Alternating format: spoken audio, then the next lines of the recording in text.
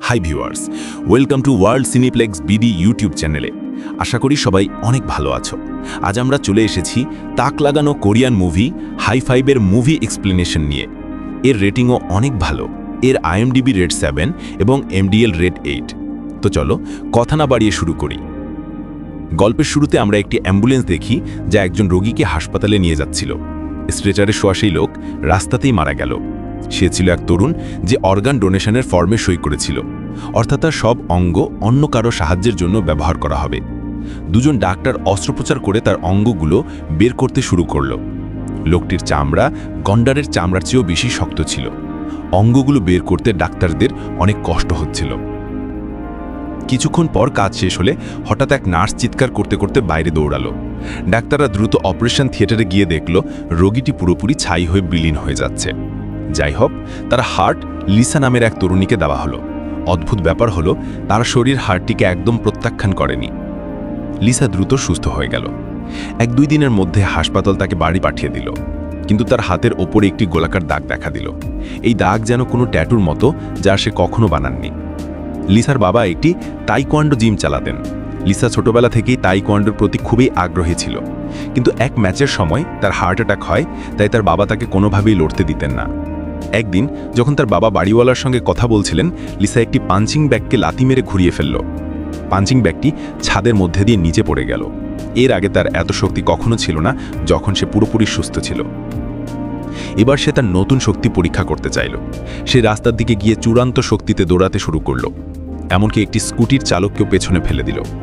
একসময় মনে হলো সে এত দ্রুত হয়েছে যে উড়ে যাবে, কিন্তু হঠাৎ রাস্তা ঢালু হওয়া শুরু হলো এবং তার জন্য নিজেকে থামানো কঠিন হয়ে গেল। নিচে একটি ছোট ট্রাক দাঁড়িয়েছিল। সে এত শক্তি নিয়ে ট্রাকে আঘাত করল যে ট্রাকটি একবার উল্টে গেল। নতুন হার্ট পাওয়ার পর লিসা অনেক বেশি শক্তিশালী হয়ে উঠল। কেউ চুপি চুপি তার ভিডিও তৈরি করে অনলাইনে আপলোড করল। তার তাইকোয়ান্ডো ইউনিফর্মের ওপর তার নাম দেখা যাচ্ছিল। এক ছেলে তার নাম এবং জিমের নাম পড়ল এবং দ্রুত সেখানে পৌঁছালো। সে দূর থেকে লিসার ছবি তোলার চেষ্টা করল, কিন্তু লিসা দ্রুত তার কাছে গিয়ে ধরল।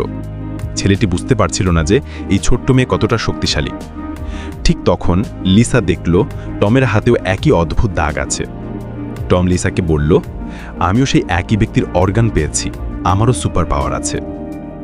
সে বলল, একজন মানুষ 6টি অঙ্গ দান করতে পারে, অর্থাৎ মোট 6 জন মানুষ সুপার পাওয়ার পেয়েছে। টম এখন বাকি সুপার পাওয়ারধারী মানুষদের খুঁজতে যাচ্ছে। পরের দিন লিসা টম এবং তৃতীয় মানুষকেও খুঁজে পেল। লিসা চুপি চুপি একটি রেসে অংশ নিচ্ছিল, কারণ বিজয়কে খুব দামি জুতো দেওয়া হবে। সে সহজেই সবাইকে হারিয়ে জিতল এবং নিজের জুতো দেখছিল। তখন একটি মধ্যবয়সী মহিলা তাদের কাছে এলো। সে ফ্রিতে মানুষকে ড্রিঙ্কস দিচ্ছিল, কারণ সে কিডনি ট্রান্সপ্লান্ট করিয়েছে এবং এখন সম্পূর্ণ সুস্থ। এটি শুনে তারা তার হাত দেখল। কোনো অদ্ভুত দাগ ছিল না, কিন্তু কিছুক্ষণ পর মহিলা ঘুরে গেলে তারা তার কোমরে একটি গোলাকার দাগ দেখল। পরবর্তী দৃশ্য একটি বিলাসবহুল বাড়িতে স্থানান্তরিত হলো, যেখানে মিনো নামের এক বৃদ্ধ ব্যক্তি মৃত্যুর প্রান্তে শুয়ে আছে। রোগীর বড় মেয়ে বাইরে এসে ডাক্তারকে ফোন করল, ডাক্তার, আপনি বলেছিলেন বাবা সুস্থ হবেন, কিন্তু তার অবস্থার কোনো উন্নতি দেখা যাচ্ছে না। ঠিক তখনই বৃদ্ধ বিছানায় বসে বলল, ক্ষুধা লেগেছে, খাবার আনো। এবার তাকে অনেকটাই সুস্থ দেখাচ্ছিল। তার হাতেও একটি অদ্ভুত দাগ ছিল। এটি স্পষ্ট ছিল যে ওই ধনী বৃদ্ধের ভেতরও সুপার পাওয়ার আছে। পরবর্তীতে আমরা একটি ইলেকট্রনিক দোকানে একটি তরুণকে দেখি। সে হাতের আঙুল চটকালে সামনে রাখা সব টিভি একসাথে বন্ধ হয়ে গেল। যেখানে যেখানে সে যেত, বিদ্যুতের ফ্ল্যাকচুয়েশন শুরু হতো। ছেলেটির নাম জিরো। সে রাস্তা পার হয়ে একটি বিল্ডিংয়ে গেল। সে তার শক্তি ব্যবহার করে গেমিং মেশিনে সব টাকা জয়েন আপ করল। তারপর জেতা টাকা দিয়ে বিলাসবহুল জিনিস কিনতে শুরু করল। জিরো 6 জনের মধ্যে একজন যে অঙ্গ প্রতিস্থাপনের মাধ্যমে পাওয়ার পেয়েছিল। সে তার নতুন জীবন পুরোপুরি উপভোগ করছিল। তার জীবন সহজ মোড়ে চলে যাচ্ছিল। সে খুব মজা করছিল। পরবর্তীতে আমরা আবার লিসাকে দেখি। সে টম এবং সোফিয়া নামের মহিলার সঙ্গে খাবার খেতে এসেছে, যাতে একে অপরকে তাদের সুপার পাওয়ার বোঝাতে পারে। টম বলল, আমার নতুন ফুসফুস পেয়েছি, তাই তার শক্তি তার ফুসফুসের সঙ্গে যুক্ত। যদি সে জোরে ফু দেয় তখন ঝড় আসে। কিন্তু সোফিয়া বলল, আমি তো কোনো শক্তি অনুভব করিনি। টম বলল, চিন্তা করো না, যখন সব বিশেষ মানুষ একসাথে হবে, তোমার শক্তিও স্বয়ংক্রিয়ভাবে জাগবে। হঠাৎ তাদের উপরে থাকা বাতিগুলো ঝলমল করতে শুরু করলো। এরপর জিরো এন্ট্রি করলো। সে তাদের আগেই ছেলে। সে জানালো ঠিক দূরত্বে থাকলেই বুঝতে পারে অন্য ব্যক্তির মধ্যে সুপার পাওয়ার আছে, কারণ তার চোখ ট্রান্সপ্লান্টে এসেছে। টম নতুন ছেলে অর্থাৎ জিরোকে পছন্দ করল না। সে লিসাকে বলল, সবাইয়ের অপরই বিশ্বাস করা যাবে না, আমাদের মধ্যে কেউ না কেউ খারাপও হতে পারে, যারা এইসব শক্তি নিজেদের জন্য চাইবে। লিসা পরের দিন তার ফোনে একটি অদ্ভুত মেসেজ পেল। জিরো হেল্পার জন্য কোথাও ডেকেছিল। সে নিয়মিত গেম খেলতে গিয়ে ধোঁকাবাজি করছিল। ক্যাসিনোর সুরক্ষা গার্ড তার সব টাকা ফেরত চাইছিল। তুই কি পিকাচু, আঙুল মুট করে বিদ্যুৎ চালু করছিস? 3 জন সেখানে গিয়ে তার সাহায্য করলো, কিন্তু টম তাকে সাহায্য করতে চায়নি। সে অজুহাত দেখিয়ে বাথরুমে চলে গেল, কারণ জিরোকে তার পছন্দ হয়নি। কিন্তু লিসার ভেতরের হিরোগিরি জাগ্রত হলো। সে বলল অন্যায়ের বিরুদ্ধে লড়াই করা খুবই গুরুত্বপূর্ণ। সে সোফিয়া ড্রিঙ্কস থেকে স্ট্রো নিয়ে টমের নাকের নিচে দিল। ফলে টম জোরে হাঁচি দেয় এবং তার মুখ থেকে বের হওয়া হাওয়ায় সব দুষ্কৃতিকারী উড়ে গেল। এরপর আমরা আবার বৃদ্ধ মিনোর দিকে তাকাই। সে তার পার্টনারের সঙ্গে কোনো বিষয় নিয়ে ঝগড়া করছে। ঝগড়া এত বাড়ল যে মিনো পার্টনারের গলা ধরল এবং তার ভেতর থেকে সমস্ত প্রাণ শুষে নিল। পার্টনার হঠাৎ অনেক বেশি বুড়ো হয়ে গেল এবং মিনো কিছুটা যুবক হয়ে গেল। মিনো এগিয়ে গিয়ে একটি গাছকেও স্পর্শ করল এবং তার ভেতর থেকে সমস্ত জীবনশক্তি শুষে নিয়ে গাছকে শুকিয়ে দিল। এরপর আমরা একটি ফ্যাক্টরিতে জনকে দেখি। সে সেখানে শ্রমিকদের চাপ দিচ্ছিল, দ্রুত হাত চালাও, আজ রাতভর কাজ করতে হবে। একজন শ্রমিক বিরক্ত হয়ে বলল, স্যার আপনি ভুল করছেন, এত কাজ করানো ঠিক নয়, আমাদেরও জীবন আছে। যখন তারা লড়াই করছিল হঠাৎ অ্যালার্ম বাজল। একজন শ্রমিক ওপর থেকে নিচে পড়ল, কারণ নিরাপত্তার ভালো ব্যবস্থা ছিল না। যখন কেউ দেখছিল না, জন চুপি চুপি আহত শ্রমিকের উপর হাত রাখল। কিছুক্ষণের মধ্যে তার ক্ষত সম্পূর্ণ সুস্থ হয়ে গেল। কিন্তু জনের জন্য খুব যন্ত্রণা হচ্ছিল এবং সে চুপচাপ পাশে গিয়ে সব সহ্য করল। অন্যদিকে বৃদ্ধ মিনোর কন্যা টিনা বুঝে গিয়েছিল যে তার বাবার মধ্যে নতুন শক্তি অবশ্যই ট্রান্সপ্লান্টের কারণে এসেছে। টিনা তার লোকদের বলল, দ্রুত সব লোক খুঁজে বের করো যারা ট্রান্সপ্লান্টের মাধ্যমে শক্তি পেয়েছে। শীঘ্রই তার সহকারী সবাইকে খুঁজে পেল। এই সময় তারা সোফিয়া ড্রিঙ্কসের গাড়ির ওপর বসে গ্যাংয়ের লোকদের থেকে পালাচ্ছিল, কারণ ক্যাসিনোর লোকেরা তাদের থেকে বদলা নিতে চাইছিল। সহকারীও তাদের পিছনে লেগে গেল। 3টি গাড়ি রাস্তার উপর দ্রুত দৌড়াচ্ছিল। লিসা ধারাবাহিকভাবে গাড়ি ঠেলছিল এবং এগুলোকে পেছনে ফেলে দিচ্ছিল, কিন্তু ক্যাসিনোর লোকেরা তাদের পিছু ছাড়তে প্রস্তুত ছিল না। ঠিক তখন টম গাড়ির ভেতর থেকে কিছু ড্রিঙ্কস বের করে দুষ্কৃতিকারীদের উপর ছুটতে লাগলো। তাদের উইন্ডশিল্ডের উপর কিছু সাদা তরল পড়ে তারা রাস্তা ভুলে গেল। 3টি দুষ্কৃতিকারীর হাত থেকে তারা বেঁচে গেল, কিন্তু গাড়ির গতিবেগ এত বেশি ছিল যে তারা একটি বারবিকিউ রেস্টুরেন্টে ঢুকে পড়ল। 4 জন এমন ভান করলো যে তারা খাবার খেতে এসেছে এবং বলল, আমরা তো শুধু এখানে বসে অপেক্ষা করছি, কোনো ওয়েটার কেন আসছে না? রাত হওয়ার পর তারা রেস্টুরেন্ট থেকে বাইরে এলো। টম জিরোকে নিয়ে লড়াই শুরু করলো, তোর কারণে আজ সবাই মারা যাচ্ছিল। তাদের লড়াই এত বিস্তৃত হয়ে গেল যে সবাই আলাদা পথে চলে গেল। এই লড়াইয়ে লিসা খুব দুঃখ পেল। সে 1 বছর ধরে মেডিকেল লিভে ছিল, স্কুলও যায়নি, কোনো বন্ধু ছিল না। টম এবং সোফিয়ার সঙ্গে কাটানোর সময় তার জন্য সবকিছু ছিল। পরের দিন কিছুটা শান্তি পাওয়ার পর টম লিসার কাছে ক্ষমা চাইল। সে বলল, আমি রাগে বেশি বলেছি, দুঃখিত, আমাকে মাফ করো। লিসা প্রথমে নাটক করল, তারপর মেনে নিল। এবার সে 4 জনকে আবার এক জায়গায় আনার পরিকল্পনা করল।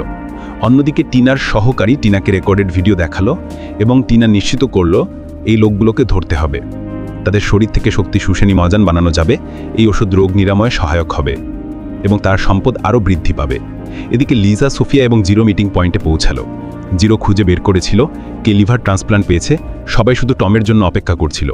ফ্যাক্টরিতে আমরা জনকে দেখছি। সে সিনিয়রকে বলছে, স্যার, শ্রমিকদের নিরাপত্তা বাড়াতে হবে, কিন্তু মালিক পক্ষের শ্রমিকদের জীবন নিয়ে কোনো ভাবনা নেই। জনের ওপর কাজের চাপ এত বেশি ছিল যে সে লাঞ্চ ব্রেকও ছেড়ে দিল। তাদের মধ্যে কেউ লক্ষ্য করল না যে পাশের গ্যাস ট্যাঙ্ক ধীরে ধীরে লিক করছে। ফ্যাক্টরির বাইরে 3 জন সুপার হিরো টমের জন্য অপেক্ষা করছিল। হঠাৎ ফ্যাক্টরিতে একটি শক্তিশালী বোমা বিস্ফোরণের শব্দ হলো। জন দ্রুত সব শ্রমিককে বাইরে বের করতে লাগলো, যাতে কম কেউ আহত হয়। কিন্তু দুর্ভাগ্যবশত একজন শ্রমিক সেফটি ডোরের পিছনে আটকা পড়ল।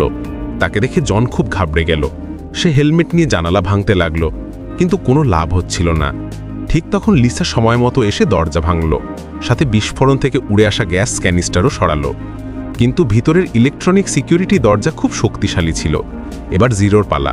সে এক চটকে দরজা খুলল। টমও পরে পৌঁছল। সর্বত্র ধোয়া, আহত মানুষ খুঁজে পাওয়া যাচ্ছিল না। জিরো আরেক চটকে সকলের ফোনের রিংটোন চালু করল, ফলে টম সবাইকে সহজে খুঁজে পেতে পারল। টম সবাইকে সহজেই বাঁচাচ্ছিল, কারণ সে দীর্ঘ সময় ধরে শ্বাস ধরে রাখতে পারত। তার ফুসফুসে শক্তি ছিল, তাই সে অনেক সময় পর্যন্ত শ্বাস আটকাতে পারছিল। যখন আহত শ্রমিক সেখানে আনা হলো, জন তার শক্তি দিয়ে তাকে ততক্ষণে সুস্থ করল, কিন্তু এটা তার জন্য খুবই বেশি ছিল এবং তার কাশিতে রক্ত আসতে শুরু করল। সোফিয়া বুঝল যে জনের ফুসফুসে বিষাক্ত গ্যাস ঢুকেছে। সে এগিয়ে গিয়ে জনের হাত ধরল এবং অন্য হাত দিয়ে টমের, যাতে সে সকলের শক্তি একসাথে ব্যবহার করতে পারে। টমের ফুসফুসের শক্তি জনের ভেতর প্রবেশ করতেই জন সম্পূর্ণ সুস্থ হয়ে গেল এবং সোফিয়াও তার শক্তি বুঝল। এবার ফ্যাক্টরিতে বিষাক্ত ধোঁয়া দ্রুত ছড়াচ্ছিল। গ্রুট সিদ্ধান্ত নিল দ্রুত সেখান থেকে বের হয়ে যেতে। তাদের সবাই দ্রুত বাইরে বের হলো এবং সোফিয়া হঠাৎ পথের মধ্যে অর্ধেক রাস্তায় থামল। তারা জিরোকে ভিতরে ফেলে এসেছে। এরপর টম দ্রুত শ্বাস নিয়ে ভিতরে ঢুকল। সে জিরোকে খুঁজে পেল এবং সবাই ভেবেছিল সে ফুঁক দিয়ে সব গ্যাস সরাবে, কিন্তু জিরো তার মুখ দিয়ে শ্বাস দেওয়া শুরু করল। ফলে তারা উভয়ই নিরাপদে বাইরে বের হতে পারল। সেটা একটু অদ্ভুত দৃশ্য ছিল, কিন্তু কাজ হয়ে গেল। জিরো নিরাপদে বাইরে বের হয়ে গেল। এরপর 5 জন কাছে থাকা রেস্টুরেন্টে খেতে গেল। জন সকলকে বলল, আমার কাছে কারোর জীবন বাঁচানোর শক্তি আছে, আমি কারোর ব্যথা নিজের ভেতর নিতে পারি। একটু পর পানি খেয়ে তিনি আরাম পেলেন। এই মিশনে একসাথে কাজ করে সবাইকে বাঁচানোর পর তাদের মধ্যে একটি আলাদা বন্ধন তৈরি হলো। পরের দিন জন আহত সহযোগীদের দেখতে হাসপাতালে গেল, তবে লিফটে সে বৃদ্ধ মিনোকে দেখতে পেল। জন সেই কোম্পানিতে কাজ করত, তাই বৃদ্ধকে সালাম করল, কিন্তু ভুলক্রমে তার হাতের সে চিহ্ন মিনো দেখে ফেলল। মিনো কাছ থেকে দেখে বলল, এটা ট্যাটু? জন বলল, না না স্যার, কিছুদিন আগে আমার লিভার ট্রান্সপ্লান্ট হয়েছে, তারপর এই চিহ্ন নিজে আপনি চলে এসেছে। মিনো জিজ্ঞেস করল, কিছু অন্য পরিবর্তন হলো কি? জন বিরক্ত হয়ে বলল, না স্যার, শুধু ঠিক আছে বোধ করছি, আর কিচ্ছু নয়। মিনো পরিকল্পনা করল। যাওয়ার আগে সে জনের নাম এবং কোথায় কাজ করে সব মনে রাখল। সেই রাতে জন কিছু টাকা কামানোর জন্য ড্রাইভার হিসেবে কাজ করছিল, তার প্যাসেঞ্জার টিনার সহকারী। কিছুক্ষণ পর যখন তার চোখ খোলা, সে একটি হাসপাতালে ছিল। টিনা ডাক্তারকে বলল, দ্রুত তার লিভার বের করো, কিন্তু অপারেশন শুরু করার আগে মিনো পৌঁছল। তার উদ্দেশ্য স্পষ্ট ছিল না।